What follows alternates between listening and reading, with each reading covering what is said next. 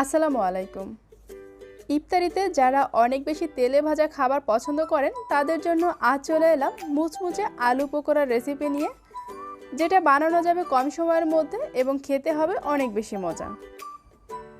পাকোড়া তৈরি করার জন্য এখানে আমি মিডিয়াম সাইজের 3টা আলু পাতলা করে কেটে নিয়েছি।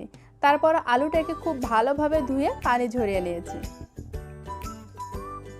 এবার এর মধ্যে দিয়ে দিচ্ছি 1 চা চামচ পরিমাণ আদা রসুন বাটা, 1 চা চামচ জিরার গুঁড়া, সামান্য পরিমাণ হলুদের গুঁড়া দিচ্ছি, 1 চা চামচ চাট মশলা, পরিমাণ মতো লবণ, সেই সাথে দিয়ে দিচ্ছি কাঁচামরিচ কুচি, 2 টেবিল চামচ পরিমাণ পেঁয়াজ কুচি, 2 টেবিল চামচ পরিমাণ ধনেপাতা কুচি।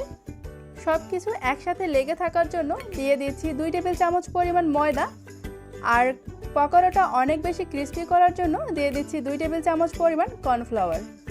এবার এই সব কিছু একটু ভালোভাবে কষলে মেখে নিতে হবে। কষলে মেখে নিলে কিন্তু সবটা একটু নরম হয়ে যাবে, এখানে আর এক্সট্রা পানি দরকার হবে না। আর এখানে যে আমি কর্নফ্লাওয়ার দিয়েছি এটার পরিবর্তে আপনি চাইলে চালের গুঁড়া দিতে পারেন, তাতেও কিন্তু পাকোড়াটা একেবারে ক্রিস্পি হবে।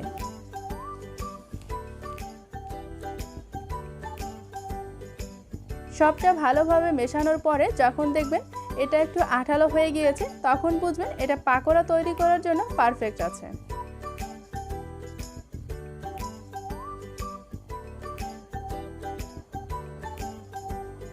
এবার এটাকে আমি ভেজে নেব। পাকোড়াগুলো ভাজার সময় চুলার আঁচটা লো মিডিয়ামে রাখতে হবে, না হলে কিন্তু ভিতর থেকে ক্রিস্পি হওয়ার আগে পাকোড়াটা পুড়ে যাবে। যখন একটা সাইড ভাজা হয়ে যাবে তখন এটাকে উল্টিয়ে দেব। দেওয়ার সাথে সাথে উল্টালে কিন্তু তখন পাকোড়াগুলো আবার ছুটে যেতে পারে। আর এভাবে উল্টে পাল্টে আমি এটাকে ভেজে নেব।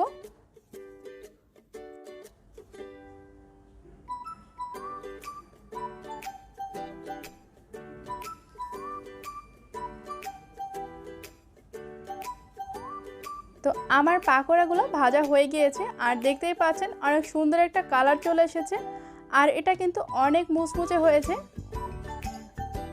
এবার এগুলোকে আমি নামিয়ে নিচ্ছি, আর এভাবে আমি বাকি পাকোড়াগুলো ভেজে নিচ্ছি।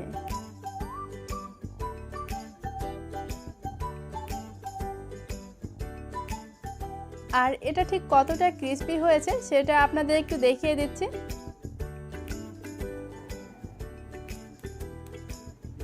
আশা করি দেখেই বুঝতে পারছেন।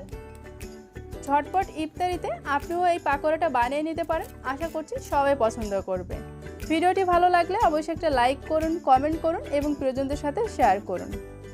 আর এরকম সব সহজ এবং মজাদার রেসিপি নিয়মিত পেতে চ্যানেলটি সাবস্ক্রাইব করে পাশে থাকা বেল আইকনটি ক্লিক করুন।